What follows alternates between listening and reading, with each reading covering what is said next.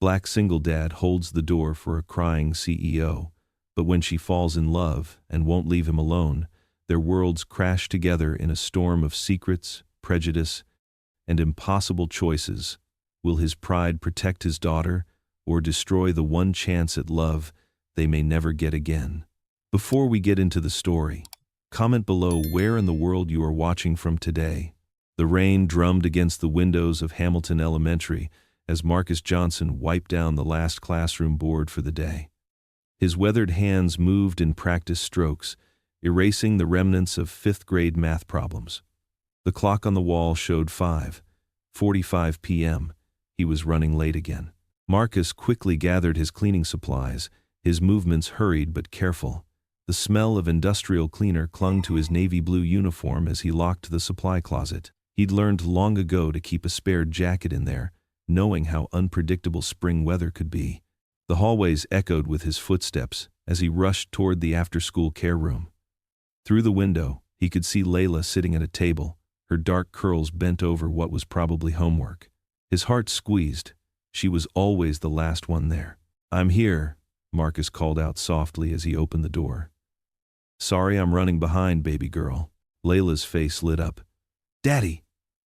She quickly stuffed her math worksheet into her backpack, nearly knocking over her pencil case in her excitement. Mrs. Rodriguez, the after-school supervisor, gave Marcus a kind smile. "No worries, Mr. Johnson. Layla's been helping me organize the craft supplies." "Thank you for staying late again," Marcus said, his voice carrying the weight of gratitude and guilt. He pulled out his worn wallet, counting out the extra dollars for the late pickup. Mrs. Rodriguez waved him off. "Don't worry about it today. Just get home safe in this weather." Outside, the rain had turned into a downpour. Marcus helped Layla into his spare jacket, which swallowed her small frame. "Hold on to your backpack tight," he instructed, pulling the hood over her head. "We're going to make a run for it." They dashed through the parking lot, puddles splashing beneath their feet. The evening air was thick with humidity, and Marcus could feel his uniform shirt starting to stick to his back. They usually walked the 15 blocks home. Taking the bus would eat into the grocery money, but tonight they'd need to find some shelter along the way. "Daddy, my shoes are all wet," Layla giggled, jumping into another puddle despite their hurry. Marcus couldn't help but smile. "Come here, silly girl." He scooped her up, letting her wrap her legs around his waist like she used to do when she was smaller. At 10, she was getting too big for this, but he wouldn't tell her that. They made their way downtown, Marcus carefully navigating the slick sidewalks. The streetlights were just starting to come on, casting yellow glows through the rain. When they reached the corner of 5th and Main, Marcus spotted the gleaming lobby of the Whitmore building. "Let's wait it out in there for a few minutes," he said, setting Layla down. "Maybe the rain will let up." The lobby was warm and bright, all marble floors and soft lighting. Marcus felt immediately out of place in his wet custodian's uniform, but at least they were dry. He guided Layla to a bench near the wall, trying to be as inconspicuous as possible. That's when he noticed her, a woman in an expensive-looking suit, sitting alone on one of the leather chairs. She was partially hidden behind a large potted plant, but Marcus could see her shoulders shaking slightly. She was crying. "Daddy," Layla whispered, tugging at his sleeve. "Why is that lady sad?" "Shh," Marcus hushed gently. "It's not polite to stare, baby." But he couldn't help watching from the corner of his eye. The woman dabbed at her face with her hands, trying to maintain composure. She looked like she belonged here, in this fancy building with its security guards and marble floors. Yet something had cracked that polished exterior. After a few minutes, the woman stood up, smoothing her skirt with trembling hands. She gathered her designer briefcase and started walking toward the revolving doors. Without thinking, Marcus moved to hold the door open for her, an old habit his mama had instilled in him. The woman paused, seemingly surprised by the gesture. Up close, Marcus could see the careful makeup that hadn't quite hidden the redness around her eyes. Something in him responded to that carefully concealed pain. He knew what it was like to put on a brave face. Reaching into his pocket, Marcus pulled out the clean handkerchief he always carried. It was one of the few things he had left from his late wife, Sarah. She'd embroidered his initials in the corner, MJ, in careful blue stitches. "Looks like you could use this more than me," he said softly, holding it out to her. The woman stared at the offered handkerchief, her composure wavering for just a moment. Her fingers, adorned with a single elegant ring, reached out hesitantly. Layla stepped closer to her father, looking up at the woman with those big, curious eyes that seemed to see right through to the heart of things. The moment hung there in the lobby, suspended between the sound of rain outside and the quiet hum of the building's heating system. Marcus watched as the woman took the handkerchief, her manicured fingers closing around the simple white cloth. A small act of kindness, that's all it was. Yet something in her expression shifted, like clouds parting to let through a single ray of sunlight. Claire Whitmore sat motionless in her black Mercedes, her manicured fingers still gripping the simple white handkerchief. The rain pelted against the windshield, creating a curtain between her and the world outside. In the dim light of the parking garage, she could make out the small, faded initials, MJ, stitched in one corner. Her other hand rested on the leather-wrapped steering wheel, but she couldn't bring herself to start the car. The events from the board meeting played over and over in her mind, like a painful video clip she couldn't stop. "With all due respect, Claire," Gerald Thompson had said, his voice dripping with anything but respect, "the board feels we need more oversight on your decision-making process." His steel-gray hair and perfectly pressed suit couldn't mask the smug satisfaction in his eyes. More oversight? She had repeated the words, keeping her voice steady despite the anger building inside. "I've increased our market share by 30% in the last 2 years. Yes, yes," Sandra Martinez had chimed in, tapping her pen against the polished conference table. "Nobody's questioning your past performance. We're simply suggesting a more collaborative approach moving forward." Collaborative. Claire's fingers tightened around the handkerchief. That was corporate speak for stripping away her authority, piece by piece. 8 years of grinding away, of sacrificing everything to build Whitmore Tech into what it was today, and this was her reward: death by 1,000 cuts in a sterile boardroom. A car horn blared nearby, startling Claire from her thoughts. She looked down at the handkerchief again, running her thumb over its worn cotton surface. It wasn't anything special, just a basic white square that had seen better days. But the simple gesture behind it felt more genuine than any of the hollow congratulations or fake smiles she'd received in that boardroom. The stranger, that custodian, hadn't known who she was. He hadn't wanted anything from her. He'd just seen someone hurting and reached out with what he had. His daughter had looked up at her with such innocent concern, no agenda hidden behind those young eyes. Claire glanced at her reflection in the rearview mirror.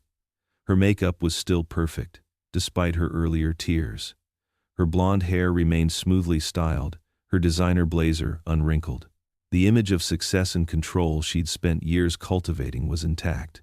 But something felt different now. Her penthouse apartment waited 20 floors above, with its sweeping city views and carefully curated art collection.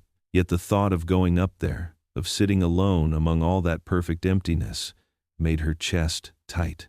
"Looks like you could use this more than me," his words echoed in her mind. Such a simple sentence, but filled with more humanity than she'd experienced in months of executive meetings and charity galas. Claire closed her eyes and leaned back against the leather headrest. The sound of rain surrounded her, steady and somehow comforting. In her world, kindness always came with strings attached. Favors were currency, carefully tracked and traded. Genuine concern was as rare as snow in summer. But that man and his daughter, they had cut through all of that with nothing more than a worn handkerchief and honest eyes. They hadn't seen Claire Whitmore, CEO of Whitmore Tech. They'd just seen a person who needed a moment of kindness. Her phone buzzed on the passenger seat. Probably another email about tomorrow's strategy meeting, or maybe Gerald following up with more suggestions about oversight committees. Claire ignored it. Instead, she carefully folded the handkerchief and placed it in her purse. The board might be trying to box her in, to reshape her into their idea of what a CEO should be, but they couldn't touch this moment. This small piece of cloth represented something they wouldn't understand: the power of unconditional kindness. The rain was beginning to ease, as Claire finally started her car. Tomorrow would bring more battles in the boardroom, more carefully worded challenges to her authority. But something had shifted inside her. That stranger's simple act of compassion had done more than just dry her tears. It had reminded her of who she used to be, before spreadsheets and market projections had taken over her life. As she drove toward the exit, Claire made up her mind. She would find out who he was, that custodian with the kind eyes and the warm smile. Not because she owed him anything, though she did want to return his handkerchief, but because in that brief moment of connection, she'd felt more like herself than she had in years. The night guard nodded as she pulled out of the parking garage. Claire nodded back, noticing him properly for the first time in months. Sometimes the smallest gestures could mean everything to someone who was hurting. She'd forgotten that somewhere along the way to the top floor. Tomorrow, she would make some calls. Somewhere in this city, there was a custodian with the initials MJ who had shown her more genuine humanity than she'd experienced in years. She needed to know who he was, even if just to say thank you for reminding her that kindness still existed in its purest form. The afternoon sun cast long shadows across Riverside Elementary's hallways as Marcus Johnson worked his way through his cleaning routine. The fresh lemony scent of floor cleaner filled the air as he guided his mop in practice strokes across the linoleum. His shoulders ached from a long day, but he kept his movements steady and thorough. "Excuse me?" A familiar voice echoed through the empty corridor. Marcus looked up from his work to find Claire Whitmore standing there in an elegant navy business suit, looking somehow both commanding and uncertain. Her heels clicked against the newly cleaned floor as she approached. "I hope I'm not interrupting," she said, holding up a familiar white handkerchief. "I wanted to return this and thank you properly." Marcus straightened, instinctively adjusting his custodial uniform. "Ma'am, you didn't need to. Please, call me Claire." She smiled warmly. "And yes, I did need to. Your kindness meant more to me than you know." Before Marcus could respond, the sound of running footsteps echoed down the hall. "Daddy!" Layla burst around the corner, her backpack bouncing against her small frame. She skidded to a stop when she saw Claire, her eyes widening with curiosity. "Hey, baby girl," Marcus said softly. "How was study hall?" "Good," Layla beamed, then turned to Claire. "Are you the lady from downtown? The one Daddy gave his hanky to?" Claire knelt down to Layla's level, her smile genuine. "I am. And your daddy's kindness helped me very much that day."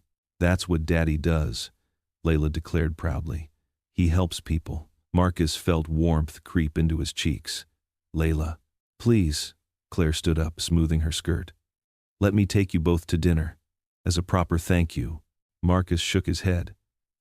"That's really not necessary." "Can we, Daddy?" Layla bounced on her toes, eyes shining. "Please? I already finished all my homework." Marcus looked between his daughter's hopeful face and Claire's genuine smile. His instinct was to decline. He'd learned long ago to be wary of charity, but something in Claire's eyes spoke of sincerity rather than pity. "I know a wonderful little Italian place," Claire added. "Unless you have other plans?" "Please, Daddy?" Layla tugged at his sleeve. "We never go out to eat." Marcus sighed, a small smile tugging at his lips. "Let me finish up here first." 20 minutes later, they followed Claire's Mercedes in Marcus's old sedan. Layla chatted excitedly from the back seat about her favorite pasta dishes, while Marcus tried to quiet the nervous flutter in his stomach. The restaurant was cozy rather than pretentious, with checkered tablecloths and warm lighting. The hostess led them to a corner booth where Layla slid in beside her father, leaving Claire to sit across from them both. "Their spaghetti and meatballs is amazing," Claire said as they settled in. "And they have the best tiramisu in the city." "What's tiramisu?" Layla asked, stumbling over the word. "It's an Italian dessert," Marcus explained, "with coffee flavor. But their chocolate cake is wonderful too," Claire added quickly, noting Layla's wrinkled nose at the mention of coffee. As they studied their menus, Marcus couldn't help but notice how naturally Claire interacted with Layla, answering her questions about different dishes with patience and genuine interest. She didn't speak down to her or use that false brightness some adults adopted with children. The waiter took their orders: spaghetti for Layla, chicken parmesan for Marcus, and grilled salmon for Claire.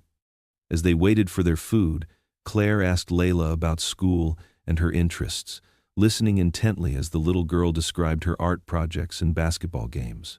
"Daddy comes to all my games," Layla said proudly. "Even when he's really tired from work." "That's because your daddy is a very special person," Claire replied, her eyes meeting Marcus's for a moment. Layla nodded solemnly, then tilted her head as she studied Claire. The candlelight played across her features as she said, with complete innocence, "You look like someone God sent to help us." The words hung in the air. Marcus felt his breath catch, and Claire's fork paused halfway to her mouth. The simple observation, delivered with a child's pure honesty, seemed to strip away all the careful social boundaries they'd constructed. Claire set her fork down slowly, her eyes glistening slightly in the low light. Marcus opened his mouth to say something, to apologize maybe, or to smooth over the moment, but found himself without words.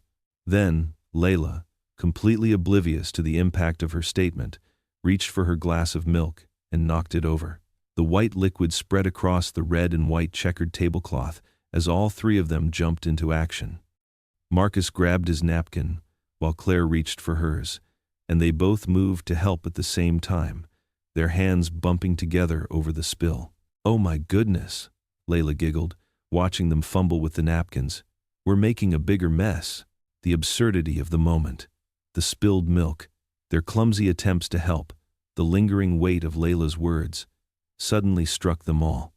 Claire started laughing first, a genuine, unguarded sound that sparked answering chuckles from Marcus and more giggles from Layla. "Well," Claire said, wiping tears of laughter from her eyes, "I haven't laughed like that in ages." "Me neither," Marcus admitted, feeling the last of his tension melt away. He couldn't remember the last time he'd felt so light. The waiter arrived with fresh napkins and a new glass of milk for Layla, who was still giggling intermittently. As they settled back into their meal, the conversation flowed more easily. Marcus found himself sharing stories about Layla's early attempts at basketball, while Claire told them about her first disastrous attempt at making pasta from scratch. Watching his daughter's animated face as she described her latest art project to Claire, Marcus felt something he hadn't experienced since before his wife passed: the warm, comfortable feeling of sharing a meal with someone who genuinely cared. It wasn't just politeness or obligation in Claire's attention. She listened to both of them with real interest, her smile reaching her eyes and creating tiny crinkles at the corners. As Layla launched into another story, Marcus caught Claire's eye across the table. The connection in that moment was palpable, a shared understanding, a mutual appreciation for this unexpected evening of simple joy. The warmth in his chest spread, and for the first time in years, Marcus felt truly seen. Marcus walked into the staff break room, his cart of cleaning supplies squeaking behind him. The familiar scent of burnt coffee and microwave leftovers filled the small space. But today something was different. There, sitting at one of the worn plastic tables, was Claire Whitmore. She wore a navy business suit that probably cost more than his monthly rent, but her smile was warm and unpretentious as she gestured to the chair across from her. 2 paper bags from Giuseppe's Deli sat on the table. "I hope you don't mind," she said. "I remembered you mentioned this was your lunch break." Marcus hesitated in the doorway, his hand still gripping the cart handle. "Miss Whitmore, you didn't have to." "Claire," she corrected gently. "And I wanted to. Please, join me?" Something in her eyes, a mixture of kindness and what might have been loneliness, made him relent. He parked his cart by the wall and sat down, feeling oddly self-conscious in his gray custodial uniform. "Turkey and provolone," she said, sliding one of the bags toward him. "Layla mentioned it was your favorite when we had dinner." Marcus couldn't help but smile. "That girl notices everything." "She's remarkable," Claire agreed, unwrapping her own sandwich. "You've done an amazing job with her." "Her mother deserves most of the credit," Marcus said quietly, his fingers tracing the edge of the paper bag. "Sarah." She laid the foundation. Claire's hands stilled. She didn't push, just waited with gentle attention that made it easier to continue. Sarah was a kindergarten teacher, Marcus found himself saying. She had this gift for seeing the best in everyone. Used to say that every child was just waiting for someone to believe in them. He swallowed hard. When she got sick, she made me promise to keep that light alive in Layla. Cancer? Claire asked softly. Marcus nodded. It happened fast, 6 months from diagnosis to... He couldn't finish the sentence. Layla was only 5. Claire reached across the table, her hand resting briefly on his forearm. I'm so sorry, Marcus. The touch was light, but it sent warmth through his chest. He hadn't talked about Sarah with anyone in a long time.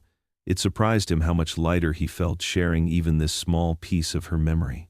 Mr. Johnson, a voice called from the doorway. They both looked up to see Mrs. Henderson, one of the 4th grade teachers, poking her head in. I wanted to thank you for fixing Tommy's locker yesterday. Poor kid was in tears thinking he'd lost his science project forever. Marcus shrugged. Just needed a little WD-40 and some patience, ma'am. Well, you're a lifesaver, Mrs. Henderson smiled. Sorry to interrupt your lunch. She disappeared back into the hallway. Claire was watching him with thoughtful eyes. You really care about the kids here, don't you? They're good kids, Marcus said simply. Sometimes they just need someone to notice when they're struggling. Like Sarah said, Claire observed quietly. Marcus felt his throat tighten. He busied himself with unwrapping his sandwich, touched that Claire had made the connection. They ate in comfortable silence for a few minutes before Claire spoke again. You know, I lost my mother when I was young too. Different circumstances, but... She paused. I still remember how it felt, that hollow space where she used to be. Marcus looked up, seeing past the polished exterior to something vulnerable in her expression. For the first time, he wondered if maybe she understood more than he'd given her credit for. The rest of lunch passed with easier conversation about Layla's upcoming basketball game and Claire's favorite childhood books. When the bell rang, signaling the end of the lunch period, Marcus found himself reluctant to return to work. Thank you for lunch, he said, gathering their trash. But you really don't need to go out of your way like this. What if I want to? Claire asked, standing to smooth her suit jacket. Is that allowed? Before Marcus could formulate a response, she was gone, her heels clicking down the hallway, leaving behind only the faint scent of her perfume and questions he wasn't ready to answer. That evening, Marcus sat on the edge of Layla's bed, tucking her worn quilt around her shoulders. Sarah had made it during her pregnancy, each square carefully chosen and stitched with love. Now it was Layla's most prized possession. Daddy? Layla's voice was sleepy, but determined. Yes, baby? Is Miss Claire our friend now? Marcus's hands stilled on the quilt. His daughter's dark eyes watched him expectantly, so much like Sarah's in their directness. The question hung in the air between them, heavy with implications he wasn't sure how to navigate. He opened his mouth, then closed it again, no words coming to answer his daughter's simple question. The gymnasium echoed with squeaking sneakers and shouts of encouragement. Marcus sat on the hard wooden bleachers, his work-worn hands clasped together as he watched Layla dribble down the court. Her purple jersey, a size too big, fluttered as she ran. Go, Layla, you've got this. The enthusiastic cheer made Marcus turn.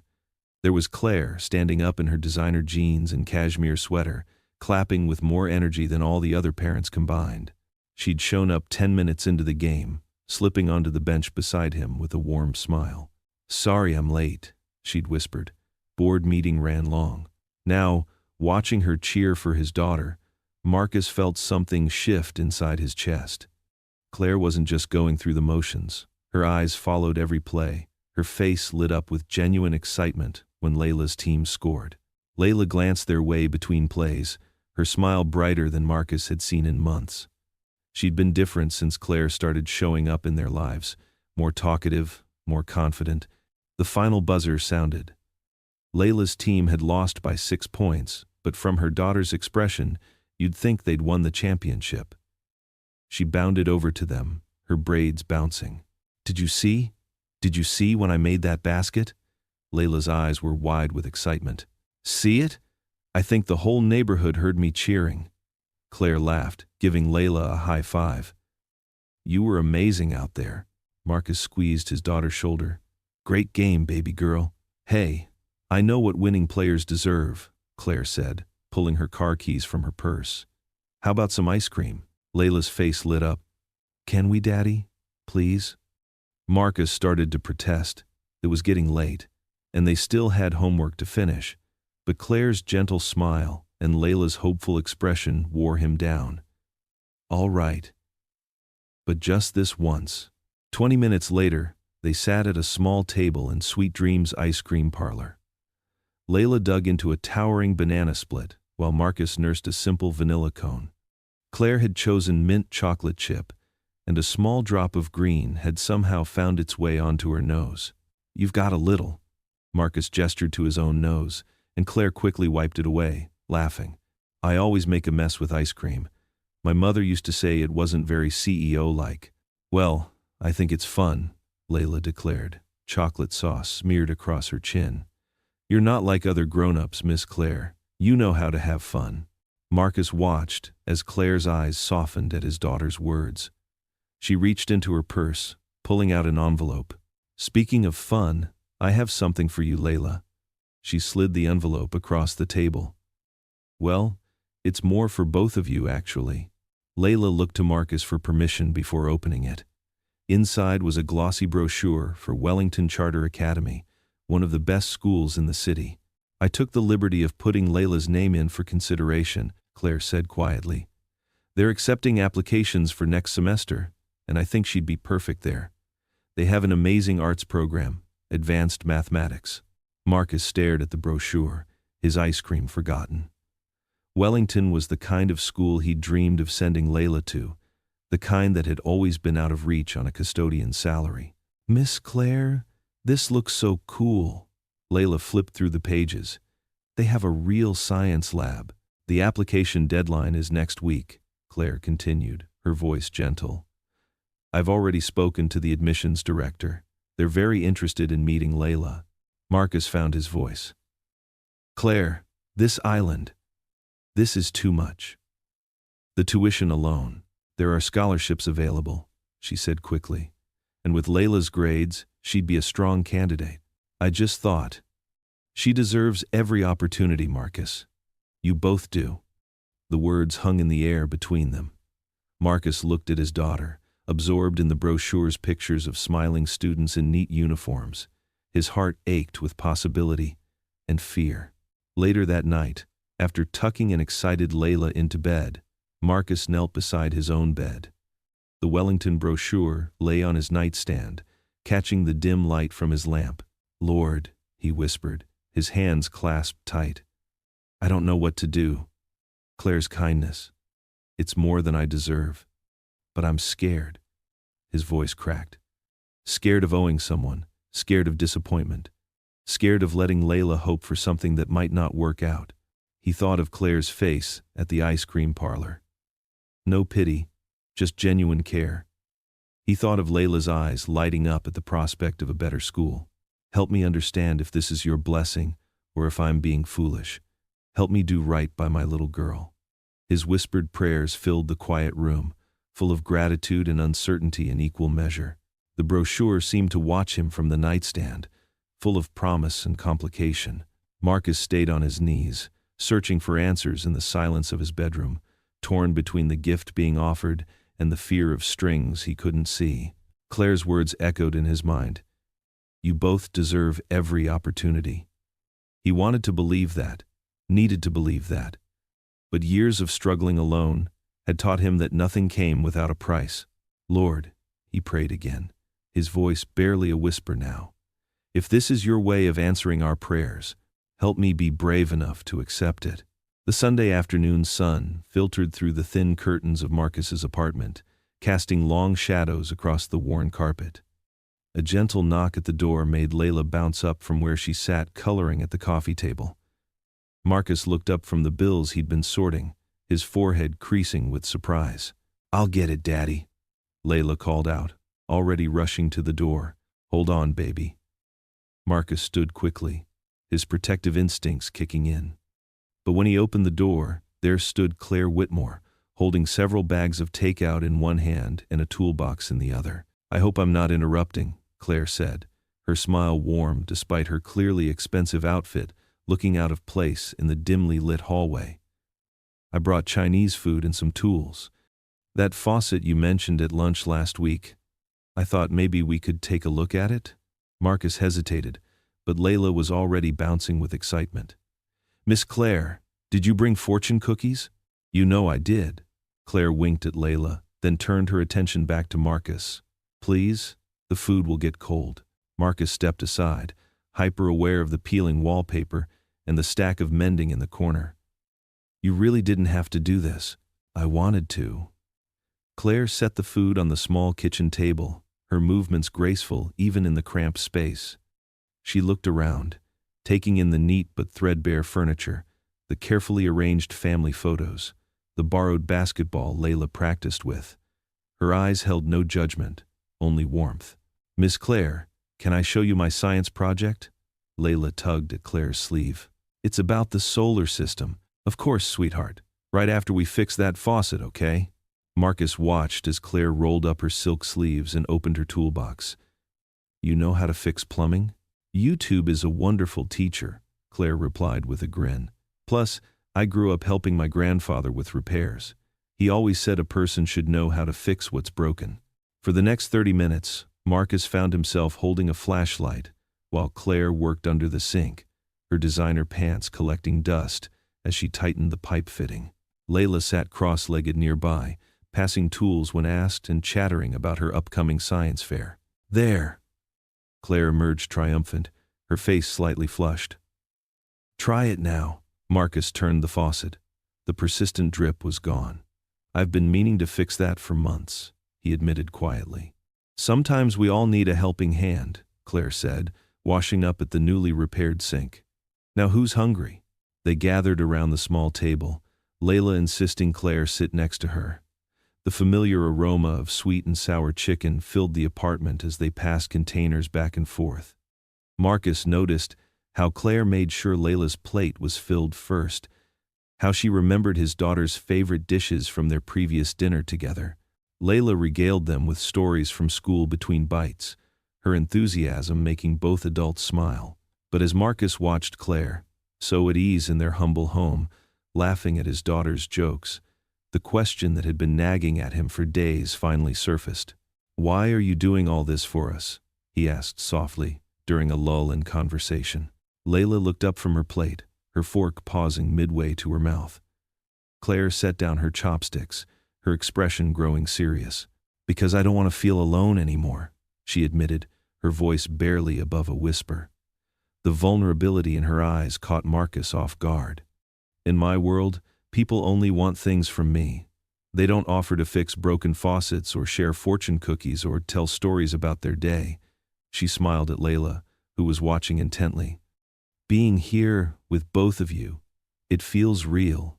It feels like. She paused, searching for the right words. Like coming home. The silence that followed felt heavy with unspoken emotions. Layla reached over and put her small hand over Claire's. We can be your home, she said simply. Marcus watched his daughter's innocent gesture, his heart twisting. Claire's eyes glistened as she squeezed Layla's hand back. The rest of the evening passed in a warm blur. Claire helped Layla with her science project, offering suggestions about how to make the planet's orbits more accurate. When it was time for her to leave, Layla hugged her tightly, and Claire held on a moment longer than necessary. Thank you for dinner, Marcus said at the door. And the faucet. Thank you for letting me be here, Claire replied softly. Their eyes met, and something unspoken passed between them. After she left, Marcus tucked Layla into bed, kissing her forehead as she clutched her favorite stuffed animal. I like when Miss Claire visits, she murmured sleepily. She makes everything brighter. She does, doesn't she? Marcus whispered, but Layla was already drifting off. Later, sitting alone in the living room, Marcus couldn't sleep. The apartment felt different somehow, warmer, yet more complicated. Claire's presence had left an imprint that went beyond the fixed faucet or the empty takeout containers. He thought about how she looked in his kitchen, her expensive clothes dusty from plumbing work, her laugh filling the small space. He thought about her confession, I don't want to feel alone anymore. and how it echoed his own unspoken feelings. But then other thoughts crept in. He remembered the whispers he'd heard at the school when Claire had brought him lunch, the raised eyebrows from his neighbors when her luxury car had pulled up outside. The way some people looked at them, a wealthy white CEO and a black school custodian, when they were together. Marcus rubbed his tired eyes, feeling the weight of these thoughts pressing down on him. Claire's persistence in being part of their lives was creating ripples he wasn't sure he was ready to face. The warmth of the evening began to cool as reality set in. The reality of what others might think, what they might say, how it could affect Layla. He sat in his quiet apartment, the repaired faucet no longer dripping, surrounded by the evidence of Claire's kindness and the growing complexity of their situation. The conflict between his heart's response to her genuine care and his mind's practical concerns kept him awake, staring at the shadows on his wall. Marcus pulled into the school parking lot early Monday morning, the familiar smell of fresh-cut grass mixing with autumn's crisp air. His old pickup truck rattled slightly as he put it in park, the sound as familiar to him as his own heartbeat. He grabbed his worn leather lunch bag and headed toward the service entrance, nodding hello to Mrs. Peterson, the elderly math teacher who always arrived before sunrise. But something felt different today. As he walked down the hallway toward the maintenance office, he noticed two secretaries quickly turn away, their whispered conversation halting abruptly. In the break room, the gym teacher and a classroom aide fell silent when he entered. Marcus kept his head high, though his stomach knotted. He'd been at Jefferson Elementary long enough to know when he was the subject of conversation. He methodically put away his lunch and grabbed his work orders for the day, trying to ignore the weight of unseen eyes. "Morning, Marcus," said Bill, his fellow custodian, with an unusual glint in his eye. "Heard you had quite the visitor on Friday. Real fancy lady in a Mercedes?" Marcus focused on organizing his tool belt. "Just someone saying thank you for a small favor." "Small favor, huh?" Bill let out a low whistle. "Word is she's some big-shot CEO. Nancy in the front office looked her up. Claire Whitmore of Tech Solutions? Worth millions, they say."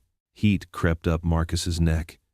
He'd known Claire was successful, but hearing it laid out like that made him uncomfortably aware of the gulf between their worlds. "She's just being kind," he said firmly, closing his locker with perhaps more force than necessary. Throughout the morning, Marcus threw himself into his work. A broken water fountain on the second floor, a stuck window in room 204, a wobbly cafeteria table. But he couldn't escape the sideways glances, the sudden silences when he entered rooms, the way conversations shifted to whispers. When lunchtime approached, Marcus's hands actually trembled slightly as he cleaned up from fixing a damaged bathroom stall. He knew Claire might show up again.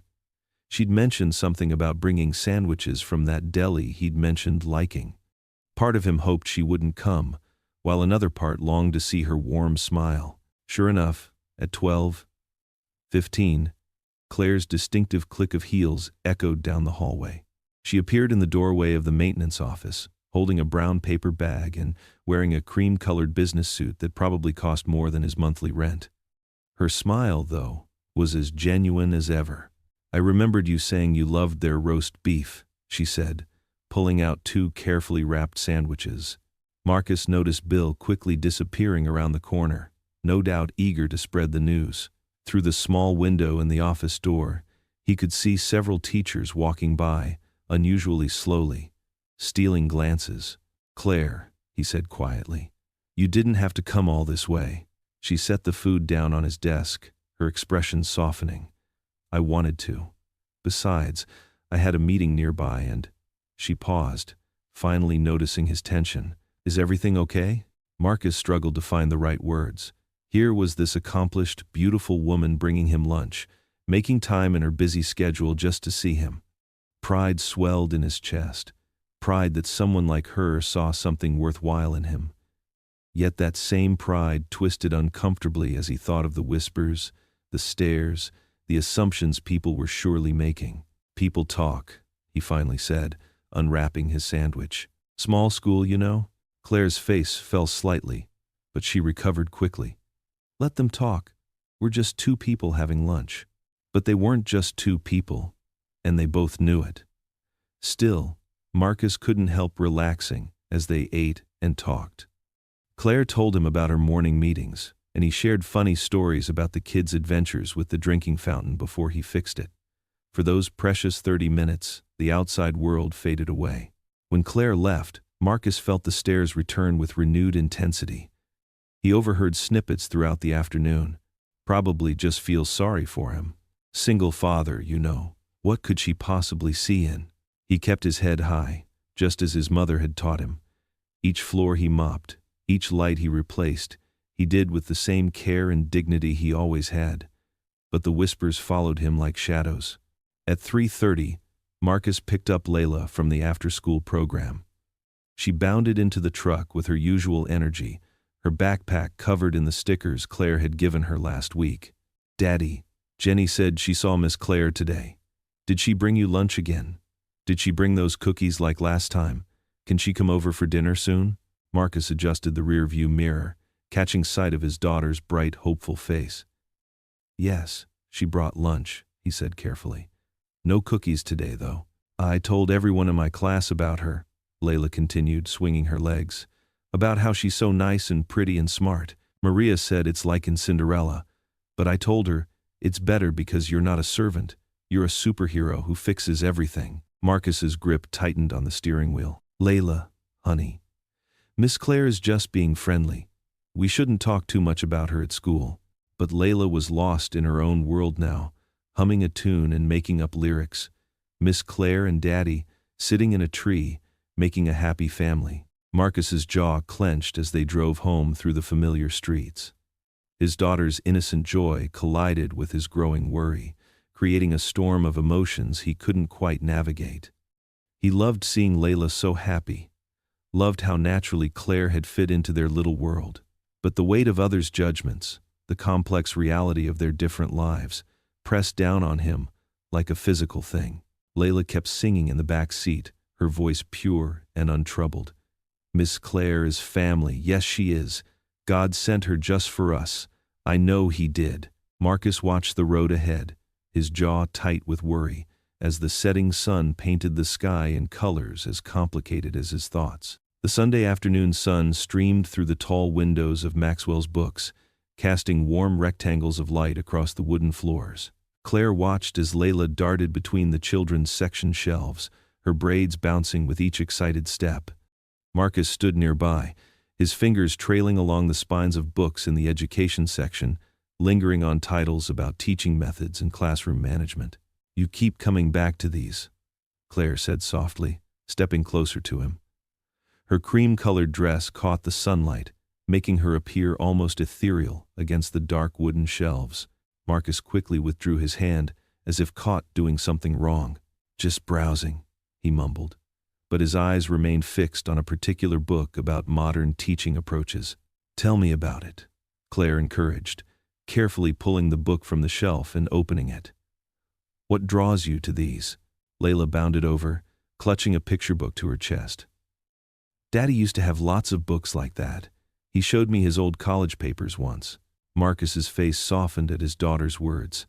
He gently took the education book from Claire, his weathered hands careful with its pristine pages. "I was 3 semesters away from my teaching degree when—" He paused, swallowing hard.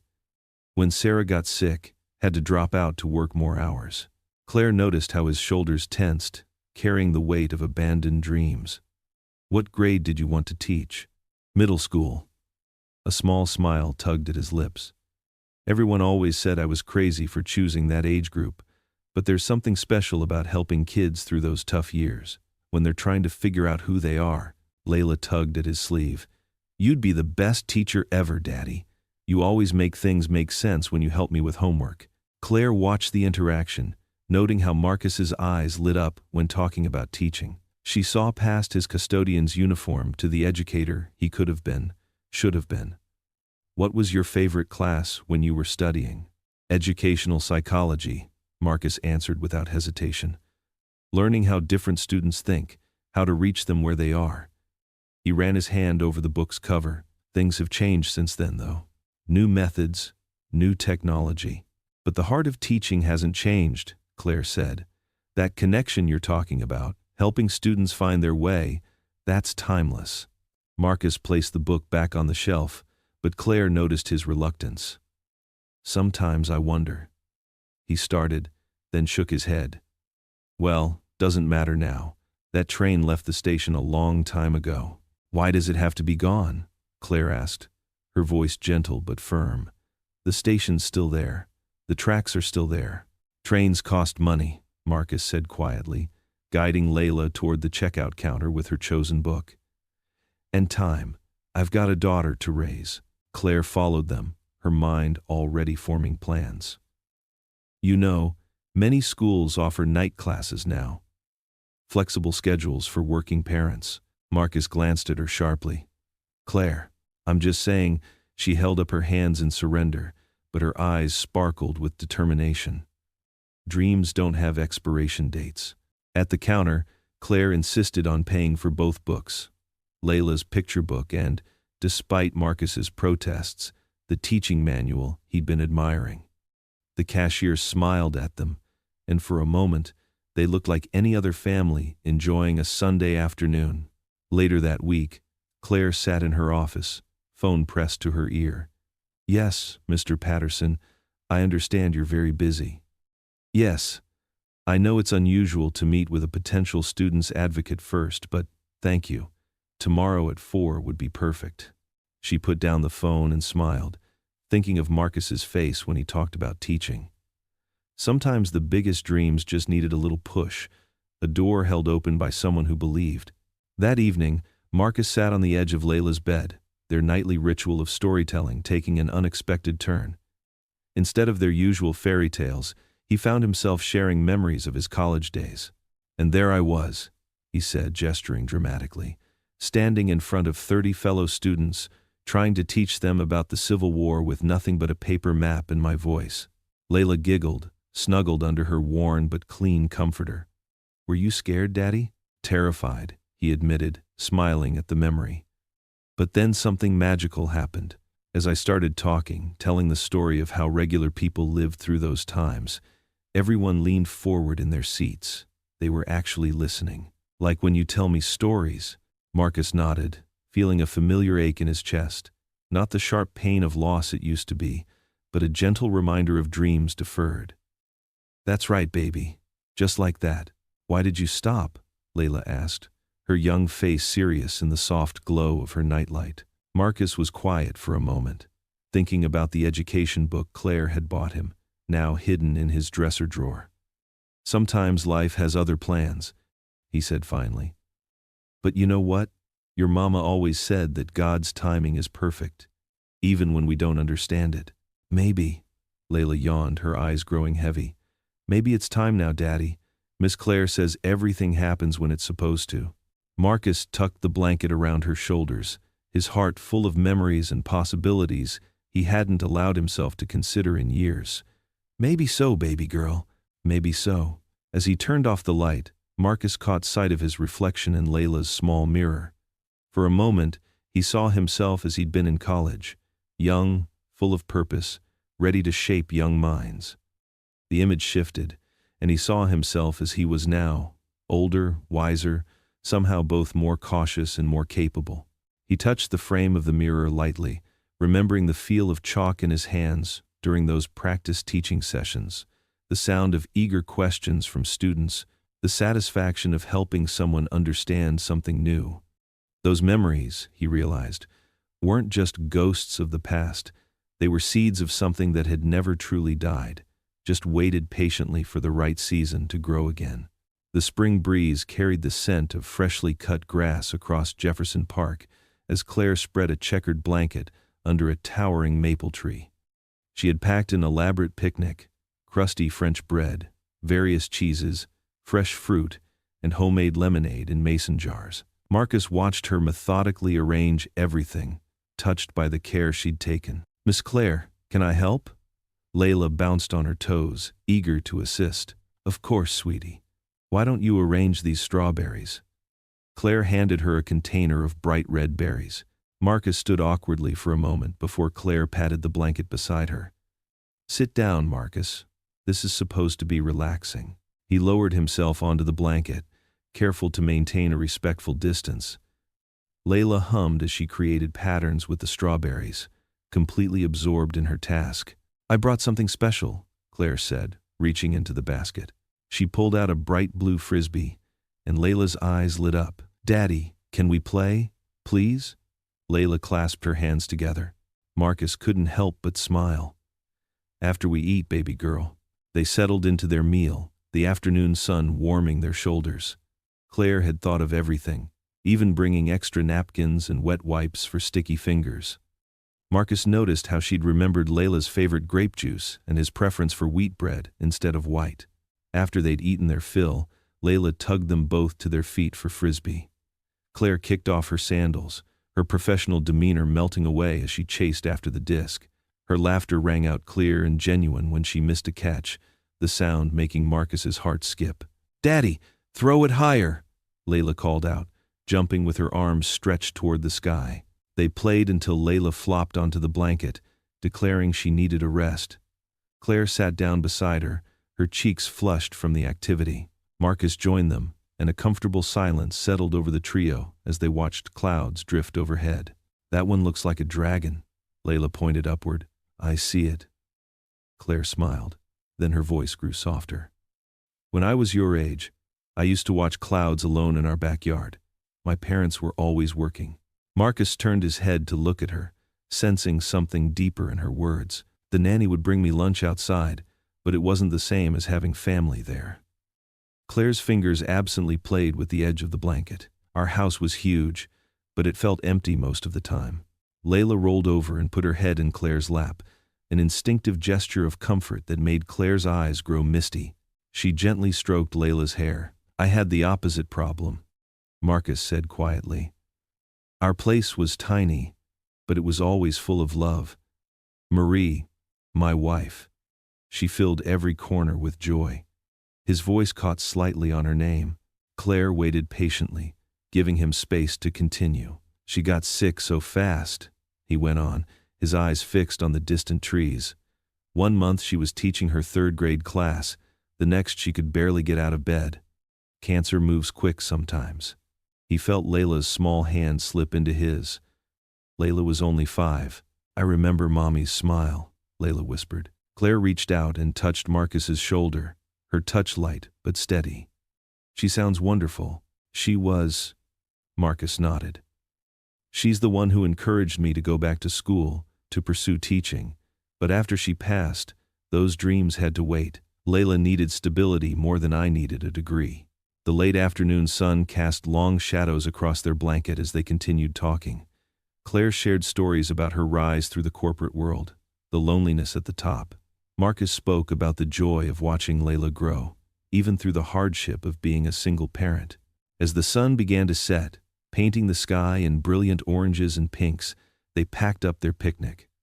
Layla helped fold the blanket while Claire gathered the containers.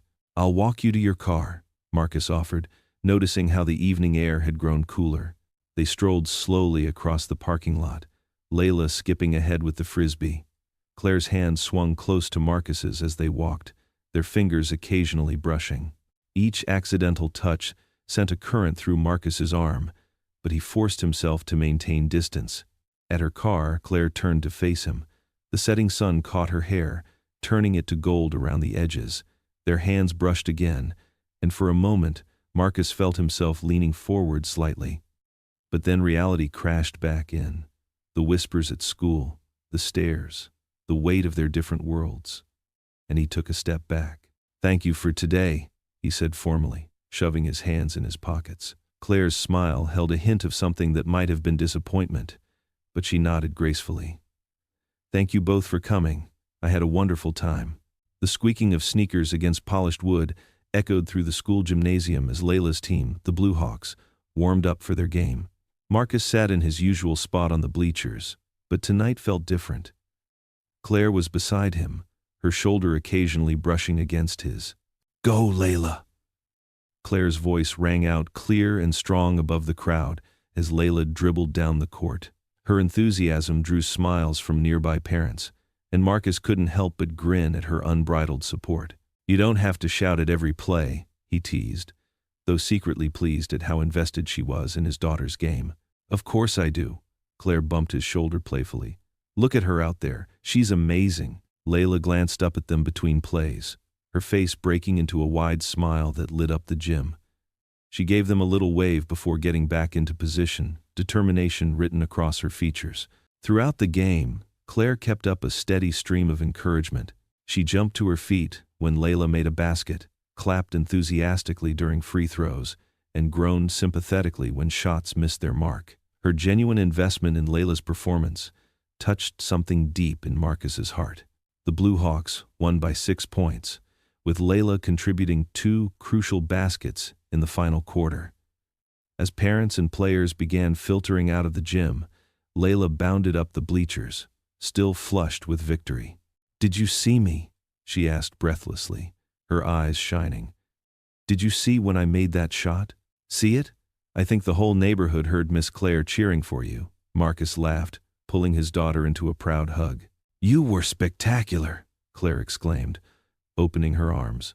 Without hesitation, Layla launched herself into Claire's embrace, basketball shoes squeaking on the metal bleachers. "Can Miss Claire come to dinner with us?" Layla asked, looking up at her father with hopeful eyes. "Please? We're celebrating, right?" Marcus glanced at Claire, who was trying to hide her own hopeful expression. "Well, if Miss Claire doesn't have other plans." "My schedule is completely clear," Claire said quickly, smoothing Layla's ponytail. "I'd love to celebrate with my favorite basketball star."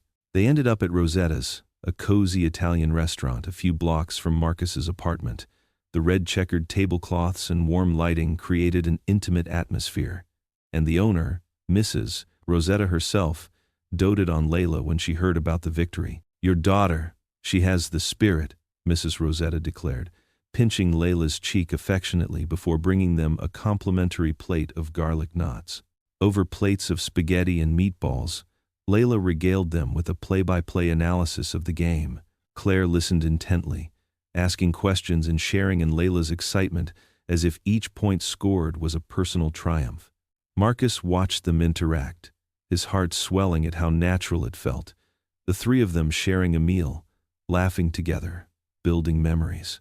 Claire caught his eye across the table, and the warmth in her gaze made his breath catch. After dinner, they walked through the quiet streets toward home, their path lit by old-fashioned street lamps that cast pools of golden light on the sidewalk. Layla skipped ahead, her basketball tucked under one arm, occasionally spinning around to walk backward and continue chattering about the game. The spring night was perfect, not too warm, not too cool, with a gentle breeze carrying the scent of blooming jasmine from nearby gardens. As they approached the corner of Maple and Fifth, Layla's attention was caught by a cat in a nearby window, and she rushed ahead to get a better look.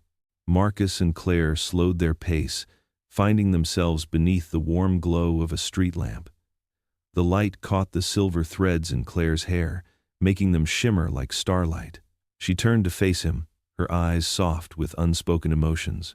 "Thank you," Marcus said quietly, "for being there tonight. For being there for Layla."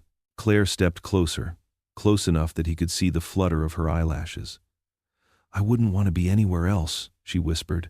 The moment stretched between them, filled with all the things they'd been afraid to say. Marcus felt his heart thundering in his chest as he slowly raised his hand to cup Claire's cheek. She leaned into his touch, her eyes never leaving his. Time seemed to stop as Marcus finally bridged the gap between them, pressing his lips to hers in a gentle kiss. Claire's hand found his shoulder, steadying herself as she returned the kiss with tender affection. The street lamp above cast a warm halo around them, creating their own private world of light and shadow. "Daddy!" Layla's delighted squeal broke through the moment. "Look, you're kissing her!" She bounced on her toes, her basketball forgotten at her feet. Her face was radiant with joy as she clapped her hands together. "Daddy, she's our angel." They broke apart slowly, both smiling at Layla's enthusiasm. Claire's cheeks were flushed pink, and Marcus could feel the warmth in his own face. But neither moved away. their hands finding each other and intertwining naturally. "Is that okay with you, sweetheart?" Marcus asked his daughter, though he could clearly see the answer in her beaming face. "Okay, it's perfect," Layla declared, running back to throw her arms around both of them. "I knew God sent her to us. I just knew it." Claire laughed softly, tears of happiness shining in her eyes as she squeezed Marcus's hand. The three of them stood together under the street lamp, a tableau of joy and new beginnings, while the spring night wrapped around them like a gentle embrace. "Our angel," Marcus murmured, touching his forehead to Claire's temple, no longer afraid to acknowledge what his heart had known for weeks. Layla hugged them tighter, and for the first time in years, Marcus felt completely, unconditionally whole. Marcus knew something was wrong the moment he walked into the school that morning.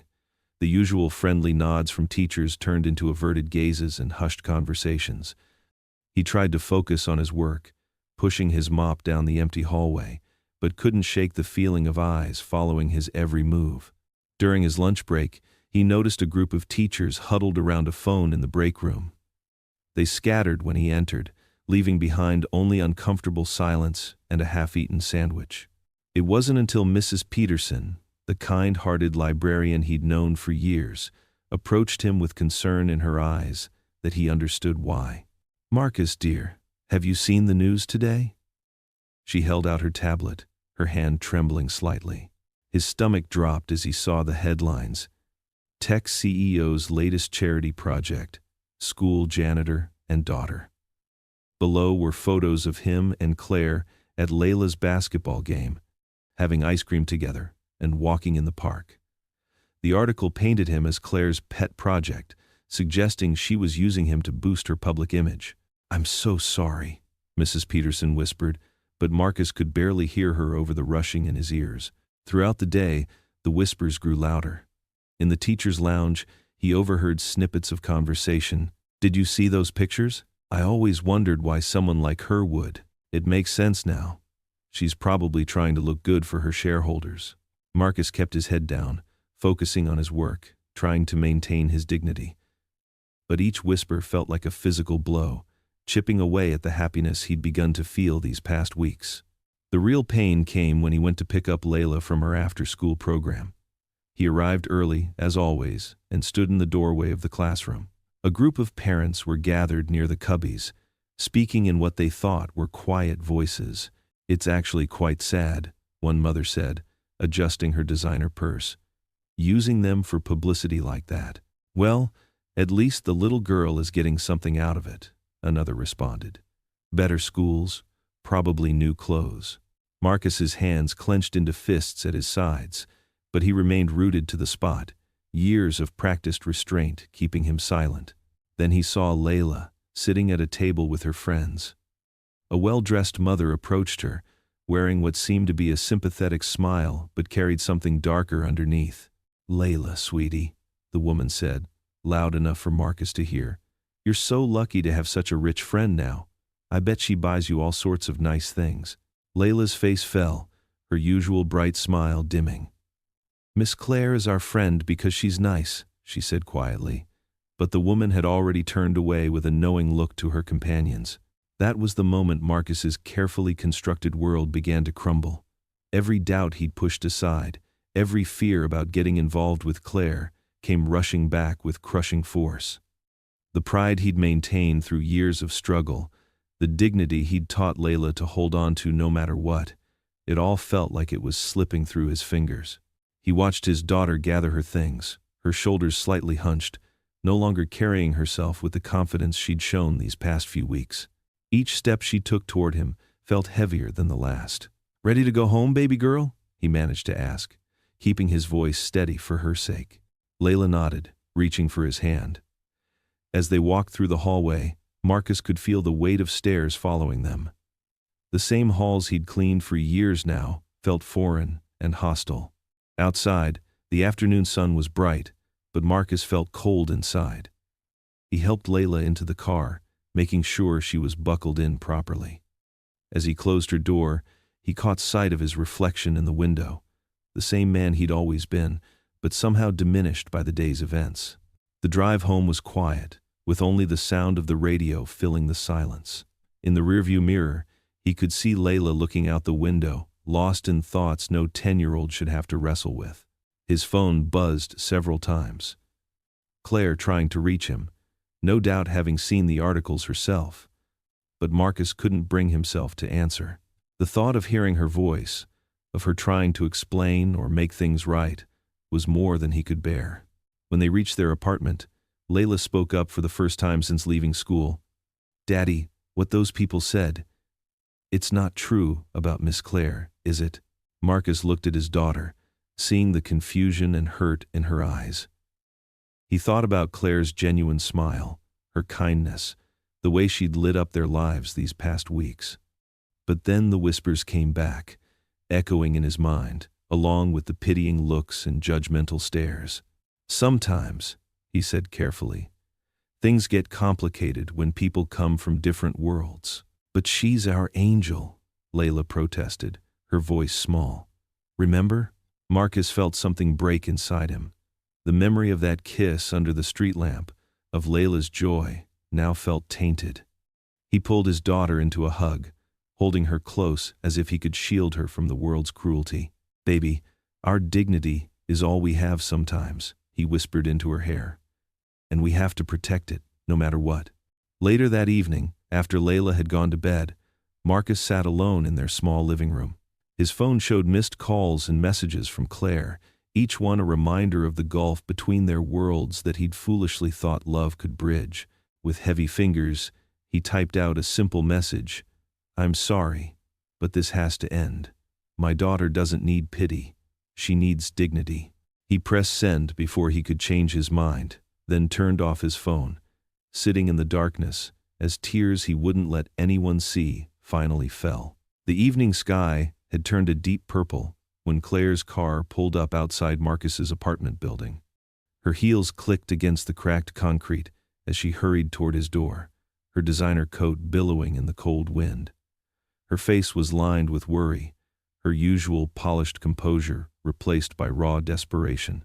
She knocked 3 times, each rap echoing in the empty hallway. "Marcus, please, we need to talk about this." Inside, Marcus stood with his forehead pressed against the door. Layla's basketball photo clutched in his hand. The image of her proud smile after winning her last game made his chest ache. He could hear the pleading in Claire's voice, but the cruel comments from earlier that day still rang in his ears. "Marcus?" Claire called again, softer this time. "I know you're there." He closed his eyes, remembering how one of the teachers had looked at him with pity that morning. "Did you see the news?" she'd whispered. "Such a shame." The words had burned like acid. Finally, Marcus opened the door. Claire stood there, her makeup slightly smudged, her eyes red-rimmed. She reached for him, but he took a step back. "Those photos," he said, his voice hoarse. "Those headlines. I don't care about them," Claire insisted, stepping into the apartment. "The board, the media, they don't matter. What we have is real." Marcus shook his head, moving to the small kitchen window. Outside, a street lamp flickered, casting shadows across his face. "You don't get it, Claire. Every parent at Layla's school has seen those pictures. They're calling me his voice cracked. "Your charity case. That's not what this is," Claire said, moving closer. "You know that's not true." "Do I?" Marcus turned to face her, his eyes glistening. "Look at this place, Claire. Look at my uniform hanging there." He gestured to his custodian's uniform on a hook by the door.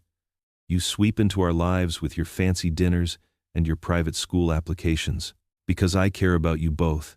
Claire's voice rose with emotion. "Because you deserve better." "Deserve better?" Marcus's quiet laugh held no humor. "You think that's what Layla needs to hear? That her life with me isn't good enough?" Claire's face fell. "That's not what I meant.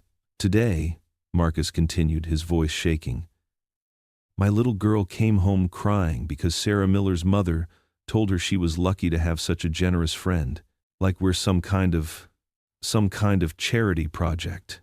Claire reached for his hand, but Marcus pulled away. "We can fight this," she pleaded. "Together. I'll make a statement. I'll set the record straight." "And say what?" Marcus's words came out sharp. That you're not just helping the poor black janitor and his daughter? That this is some kind of fairy tale romance? He walked to the small shelf where Layla kept her trophies. My daughter doesn't need to be saved, Claire. She needs to be proud of who she is, of where she comes from. She can be proud and still have opportunities, Claire argued, tears spilling onto her cheeks. Marcus, please. What we have, it's real, it's pure. Don't let them take that away. Marcus turned to her, his face etched with pain. My daughter doesn't need pity. She needs dignity. Marcus, please, he whispered, opening the door. Just go. Claire stood there, mascara tracking down her face, her hands stretched toward him. But Marcus's expression remained firm, even as his heart shattered inside his chest. With a sob, Claire turned and walked out. Marcus closed the door behind her, the click of the latch echoing like a gunshot in the quiet apartment. He pressed his back against the door and slid down to the floor. In the distance, he heard the start of Claire's car engine, then the sound of tires on pavement growing fainter and fainter. Only then, in the darkness of his empty apartment, did Marcus allow his tears to fall. They came silently, streaming down his face as he clutched his knees to his chest, mourning not just the loss of Claire, but the dream of what could have been. Through the thin walls, he could hear Layla's soft breathing from her bedroom, unaware of the heartbreak that had just unfolded. He wiped his eyes with the back of his hand, knowing that tomorrow he would have to be strong again, have to stand tall and proud for his daughter's sake. But tonight, just for tonight, Marcus Johnson let himself break. Outside, Claire's car disappeared into the night, her tears falling freely as she drove away from the man who had shown her what real love felt like, and the little girl who had called her an angel. Marcus attacked the school hallway floor with his mop, putting extra force into each stroke. The rhythmic sound of cleaning echoed through the empty corridor as afternoon sunlight streamed through the windows. His shoulders ached from working overtime these past 3 days, but the physical pain was easier to handle than the emptiness in his chest. His phone buzzed in his pocket. Again, the 7th call this week. He knew without looking that it was Claire, just like he knew the 3 text messages from yesterday remained unread. Each ignored call felt like another brick in the wall he was building around his heart. The school principal walked by, offering a sympathetic smile.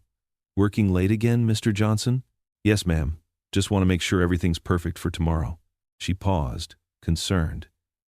You know, you don't have to prove anything to anyone here. We all know your worth.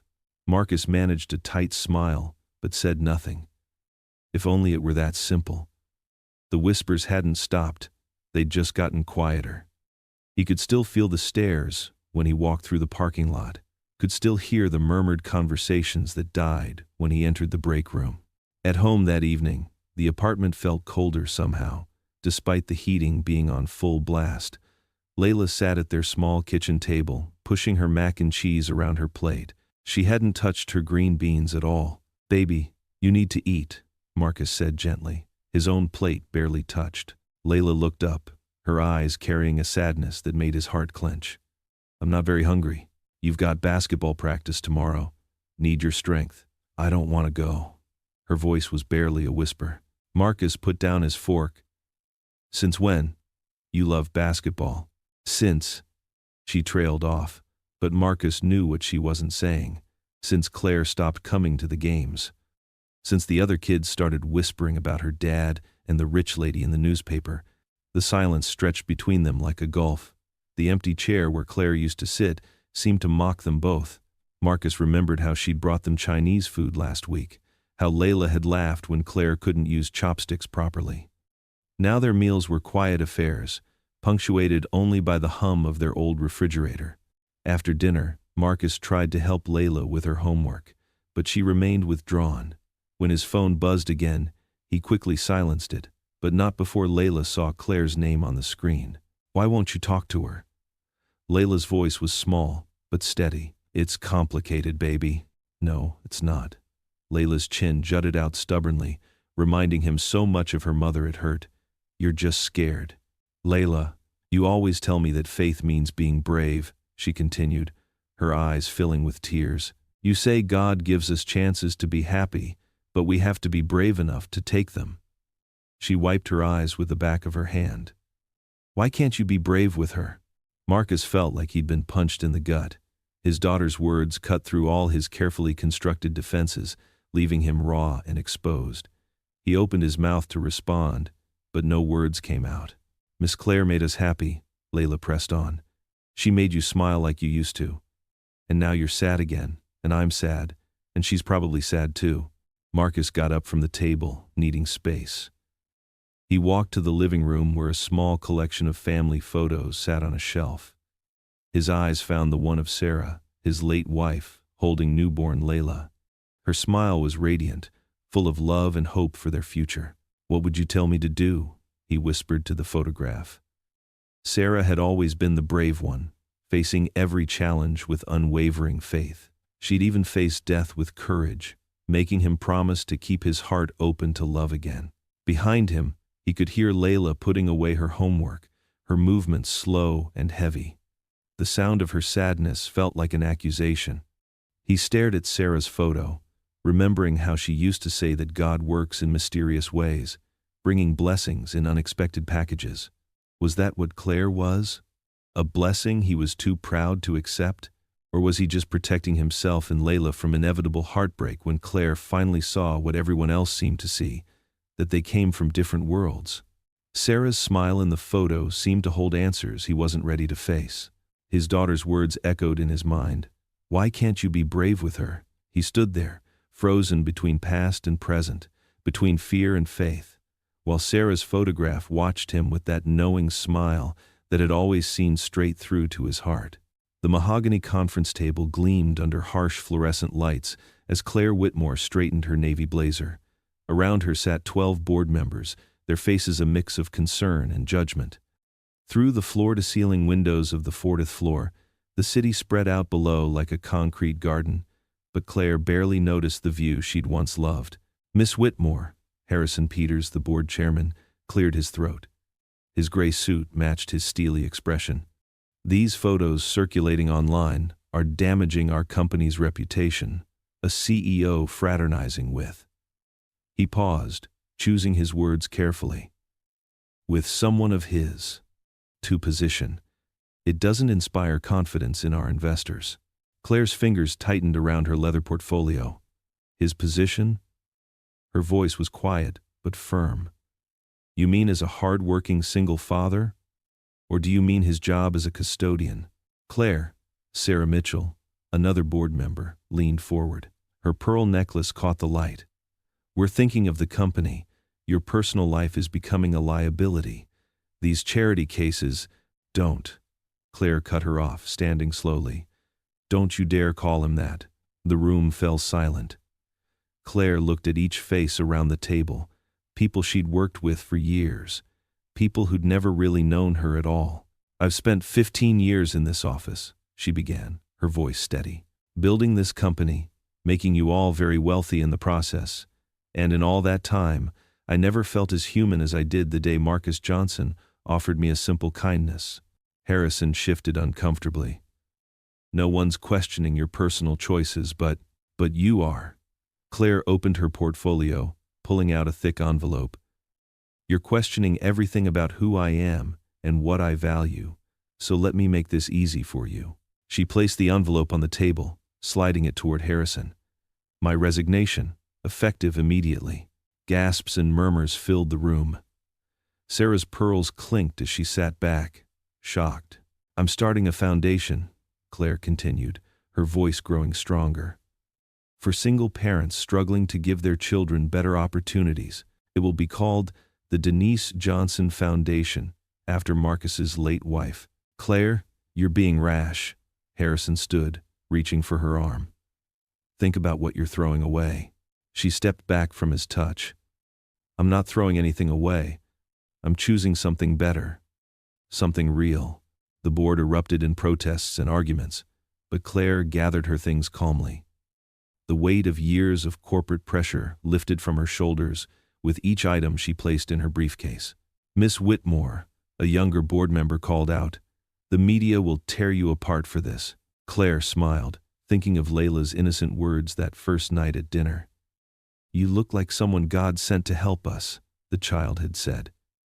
Maybe she'd been right all along. Let them, Claire replied, closing her briefcase with a definitive click. I'd rather be judged for doing something good than praised for doing nothing at all. As she walked toward the door, Sarah called out one last time. Claire, please, be reasonable. Claire paused at the threshold, turning back to face the room of stunned executives. I've never been more reasonable in my life.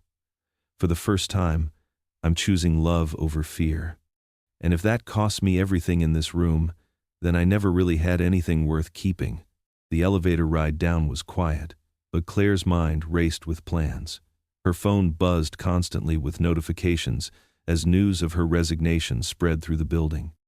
By the time she reached the lobby, security guards were already positioned at the doors, holding back reporters who'd somehow gotten wind of the story. Through the glass doors, she could see camera flashes and microphones, journalists shouting questions. Some faces showed admiration, others skepticism and judgment. But none of it mattered anymore. Claire pulled out her phone, looking at the last photo she'd taken with Marcus and Layla at the basketball game. Their genuine smiles, the way Marcus's eyes crinkled at the corners when he laughed, Layla's boundless energy, this was what mattered. A security guard approached her. Miss Whitmore, would you like us to clear a path through the media? She nodded, squaring her shoulders. Yes, please. And James?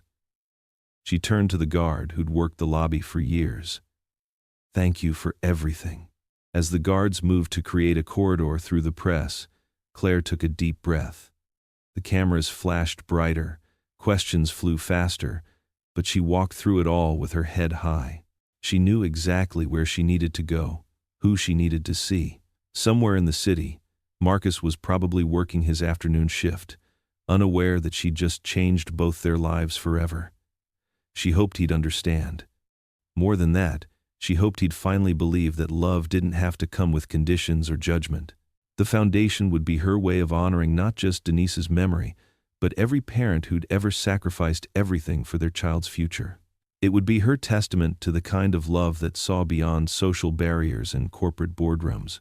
As she reached her car, Claire paused for one moment, looking back at the towering office building that had been her life for so long. The golden letters of the company name gleamed in the afternoon sun, but they no longer held any power over her. Her driver opened the door, and she slipped inside, away from the clamoring press. Where to, Miss Whitmore?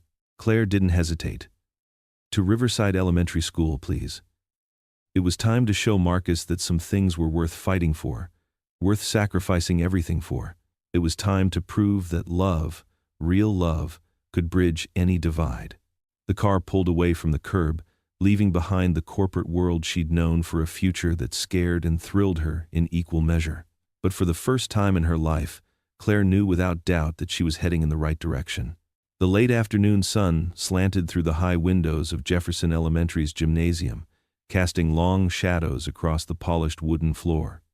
Marcus Johnson moved methodically back and forth with his wide push broom, the soft swishing sound echoing in the empty space.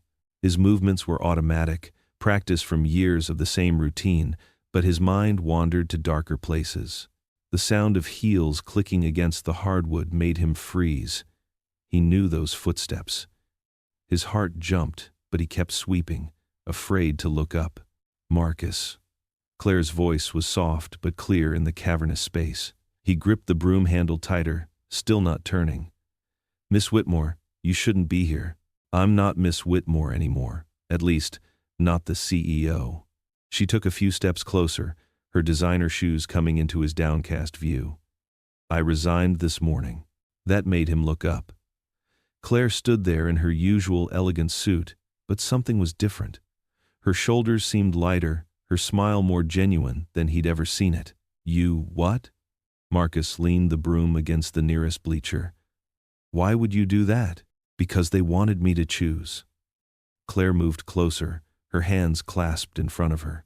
The board, the investors, all of them, they wanted me to choose between my position and, She gestured between them. This, whatever this could be. Marcus shook his head, his protective walls rising again.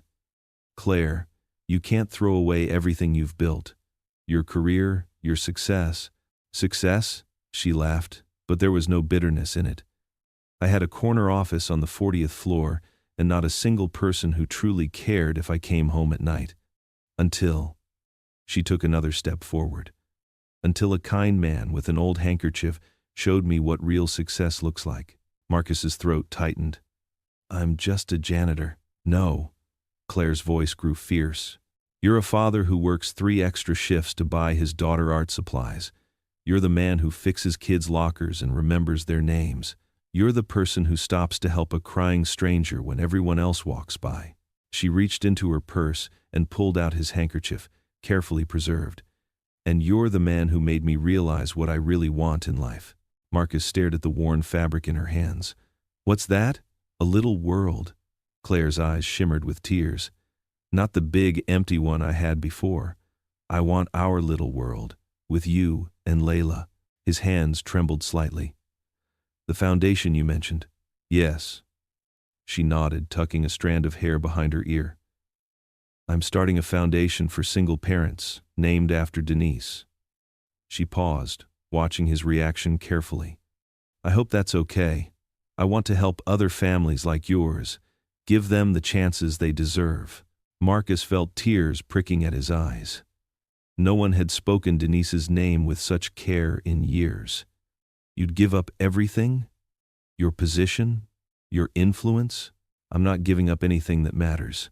Claire stepped closer still, close enough that he could smell her subtle perfume. I'm choosing what matters. I'm choosing faith over fear. I'm choosing. Her voice caught.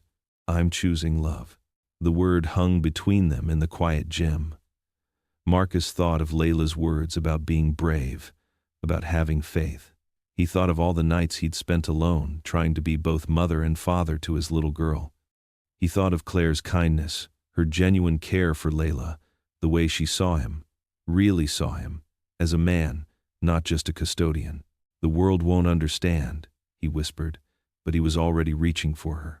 I don't want the world's approval, Claire repeated firmly. I want our little world, with you and Layla. Something broke inside Marcus then, the last wall, the final barrier of pride and fear. He pulled Claire into his arms, holding her tight against his chest. She wrapped her arms around his waist, pressing her face into his shoulder. When their lips met, it wasn't like their first kiss under the street lamp. This was deeper, surer, a homecoming. They stood there in the empty gymnasium, wrapped in each other's arms, the late afternoon sun painting them gold. All the whispers, all the judgments, all the fears seemed to fade away. In that moment, their little world was enough. For the first time since Denise died, Marcus felt complete. Not because Claire filled the hole his wife had left. No one could ever do that. But because she helped him see that his heart was big enough for both, the love he'd lost and the love he'd found. Marcus's heart pounded as he approached room 203 at the community college. The textbook under his arm felt heavy, but not as heavy as the years of dreaming that had led to this moment.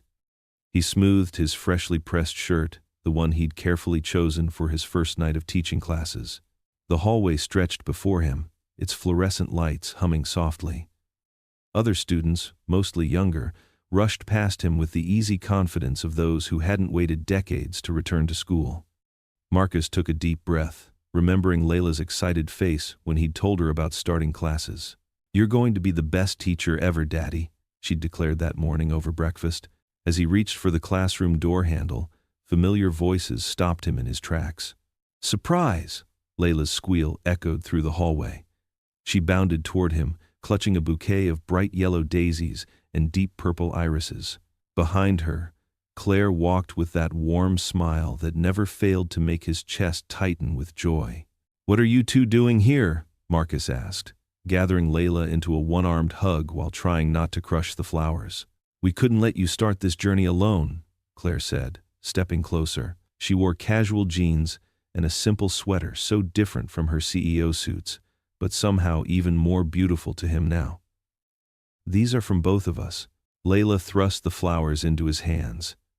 The yellow ones mean good luck, and the purple ones mean wisdom. Miss Claire helped me pick them out. Marcus blinked rapidly, touched by their thoughtfulness. I don't know what to say. Say you're ready to chase your dream, Claire said softly, reaching up to straighten his collar. Her fingers lingered there for a moment, and he caught the faint scent of her perfume, the one that always reminded him of spring mornings. A few passing students glanced their way, but Marcus no longer felt the old tension rise in his shoulders. These looks held curiosity, not judgment. They were just another family supporting their loved one on the first day of class. I'm nervous, he admitted, speaking low so only Claire could hear. She squeezed his hand. Good. That means it matters to you. Layla tugged at his sleeve. Can we see your classroom, Daddy? Just for a minute? Marcus checked his watch. He still had 15 minutes before class started. Okay, quick peek. They stepped into room 203 together. The classroom was half full already, students settling into their seats with notebooks and laptops. The sight of the whiteboards, the desk arrangement, even the slight chalk dust in the air made Marcus's chest swell with possibility. This is where you're going to learn to be a teacher? Layla whispered, her eyes wide as she took in everything. That's right, baby. 2 nights a week, right here. Claire found an empty desk near the front. This one has your name all over it, she said with a wink. Perfect view of the board, close enough to hear everything clearly. Marcus set his textbook down on the desk, arranging the flowers beside it. The bright colors stood out against the institutional beige walls, like hope blooming in winter. Okay, you two better go, he said, though his heart ached a little at the thought. Class is starting soon. Layla threw her arms around his waist. You're going to do amazing, Daddy. I just know it. Claire stepped forward and straightened his shirt one last time, a gesture that had become her way of saying, I believe in you, without words. We'll be waiting in the car when you're done. 3 hours, right? Marcus nodded, overcome with gratitude for these 2 people who had changed his life so completely. Thank you both for this. For everything. Go get him, Mr. Johnson, Claire said with a proud smile, taking Layla's hand. As they turned to leave, several of his classmates smiled at the scene. A young woman, 2 rows over, whispered, Your family is so sweet. Family. The word echoed in Marcus's mind as he watched them go.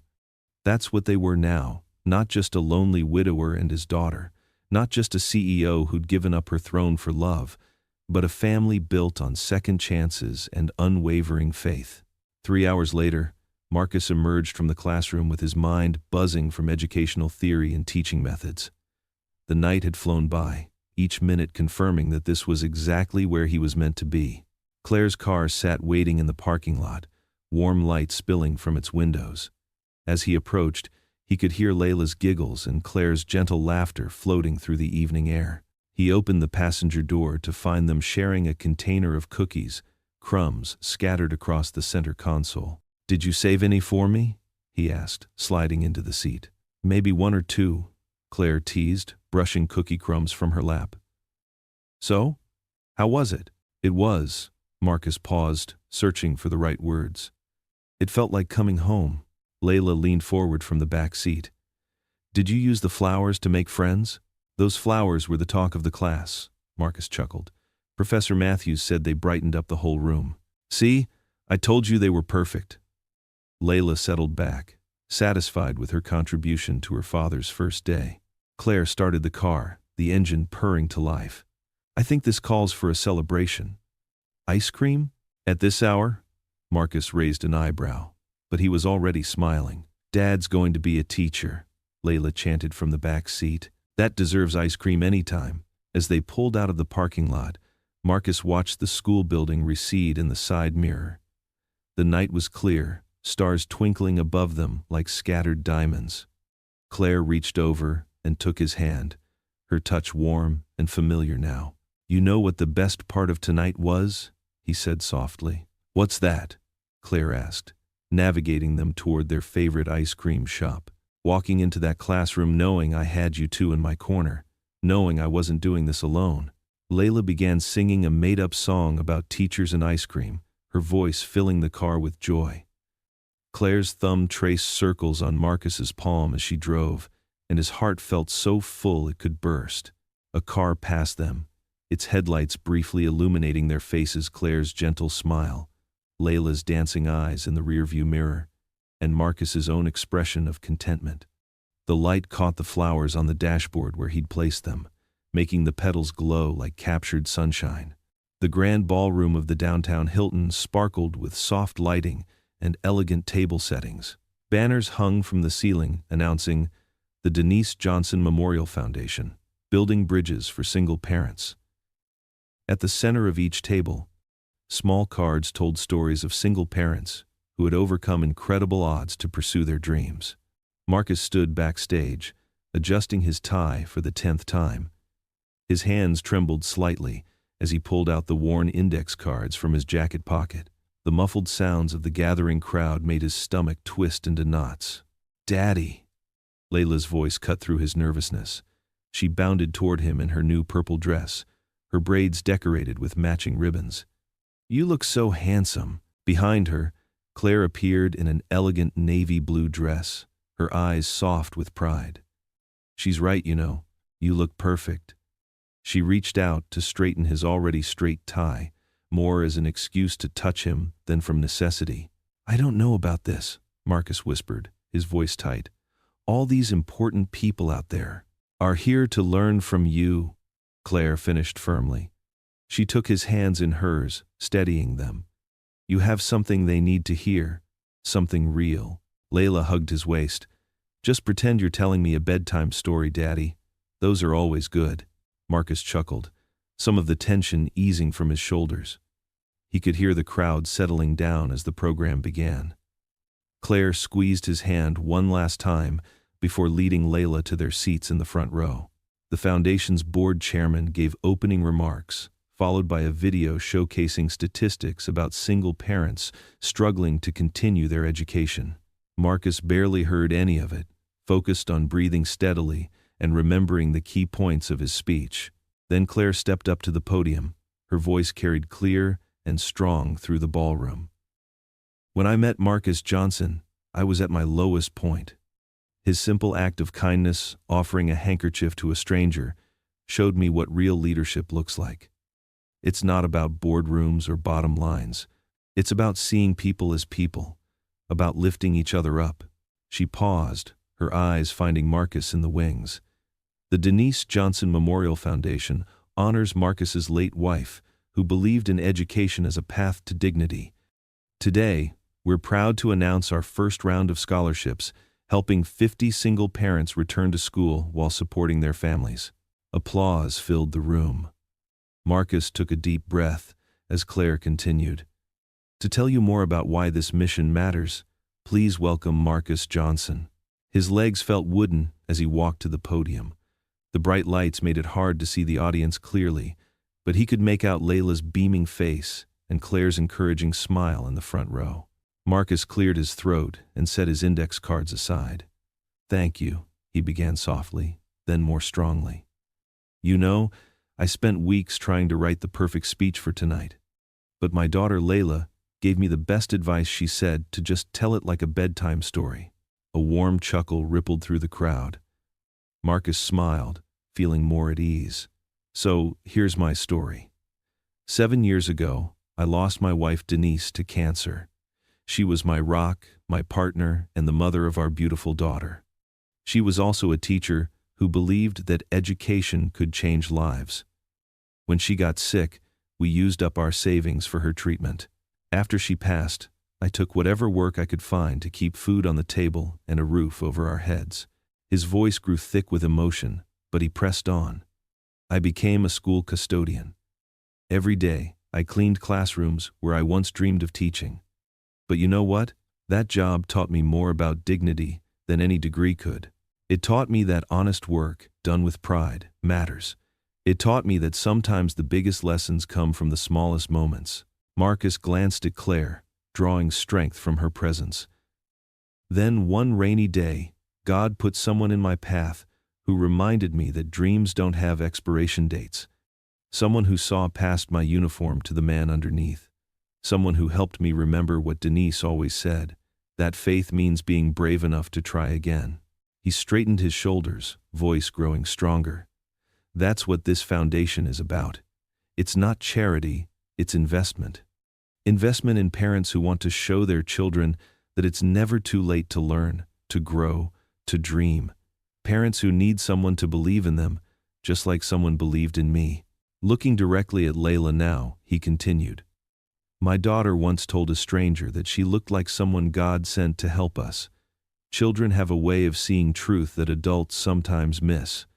They know that angels don't always have wings sometimes, they just have kind hearts and the courage to reach across differences. Marcus gripped the podium, passion filling his words. Today, I'm halfway through my teaching certification. Soon, I'll be standing in front of my own classroom, helping kids believe in themselves the way my wife always believed in her students, the way Claire believed in me. He paused, letting his gaze sweep across the room. But my story is just one story. In this room tonight, there are 50 more stories waiting to be written, 50 more parents who will show their children that dreams matter, that dignity and determination can overcome any obstacle. Tears glinted in his eyes, but his voice remained steady. Denise used to say that education is a ladder to the stars. Tonight, we're not just giving out scholarships, we're giving out ladders. And I can't think of a better way to honor her memory than by helping other families reach for their own stars. As Marcus stepped back from the podium, the room erupted in applause. People rose to their feet, many wiping away tears. But Marcus only saw two faces, his daughter jumping up and down, clapping with all her might, and Claire, her eyes shining with love and pride as she led the standing ovation. The thunderous applause continued as Layla broke protocol and ran up to the stage, throwing herself into her father's arms. Claire followed more sedately, but her embrace was just as fierce when she reached them. For a moment, they stood together in their own bubble of joy, even as the crowd continued to cheer. The morning sun filtered through the classroom windows of Roosevelt Elementary, casting warm squares of light across freshly waxed floors. Marcus stood at the whiteboard, adjusting his tie one last time before his first group of fifth graders would arrive. His classroom, room 212, still had that new teacher smell of fresh markers and recently hung posters about grammar rules and multiplication tables. He glanced at the clock, 7:45 a.m. In 15 minutes, he'd welcome his very first class as Mr. Johnson, teacher, not Mr. Johnson, custodian.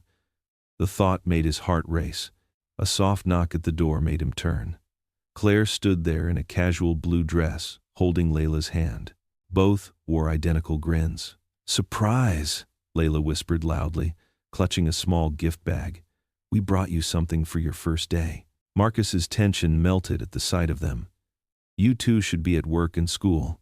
We got permission to be a little late today," Claire explained, walking in.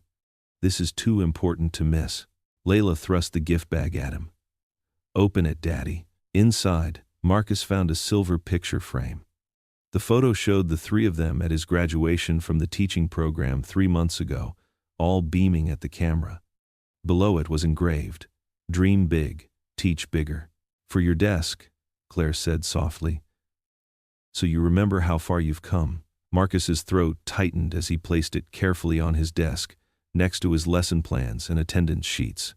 "Thank you," he managed. The first bell rang, making them all jump. Claire squeezed his hand. "We'll watch from the back for a few minutes, then head out. You've got this." Students began filtering in, eyeing their new teacher curiously.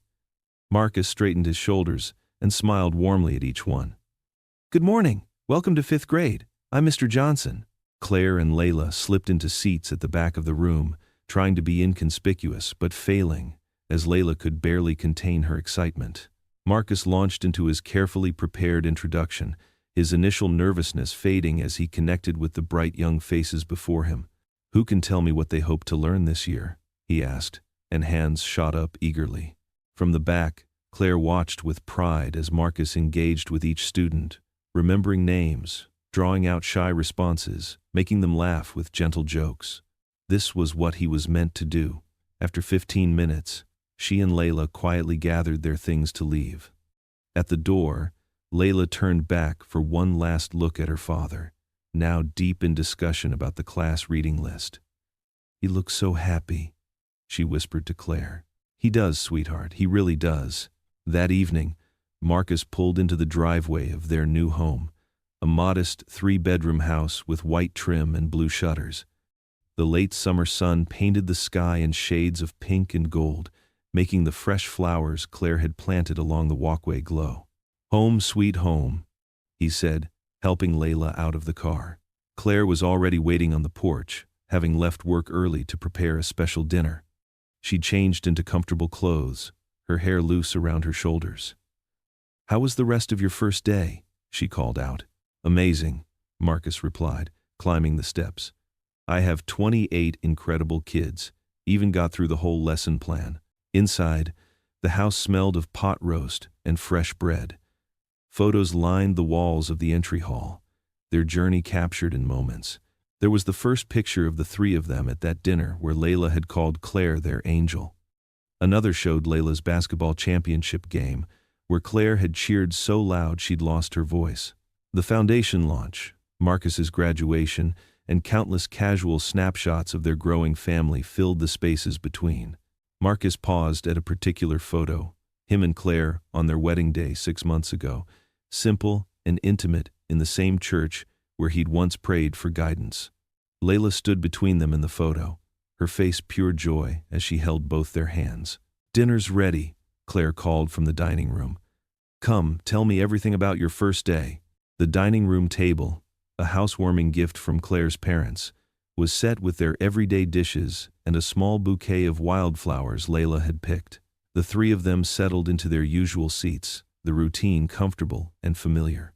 As Claire served the pot roast, Marcus described his students, the curious ones, the class clown, the shy girl in the back, who reminded him of himself at that age. Layla peppered him with questions about what books they'd read and if they'd have class pets. "And what about you, sweet pea?" Marcus asked. "How was your day?" "Good. I told everyone in my class that my daddy's a teacher now. They thought it was so cool that you used to be the custodian at their big sister's school, and now you're teaching." Claire reached for the bread basket, smiling. "They're right. It is cool." Marcus looked around their dining room, at the walls painted the exact shade of blue Claire had agonized over, at Layla's art projects proudly displayed on the bulletin board, at the window box full of herbs they'd planted together. This home they'd built, not just with walls and furniture, but with love and faith and second chances.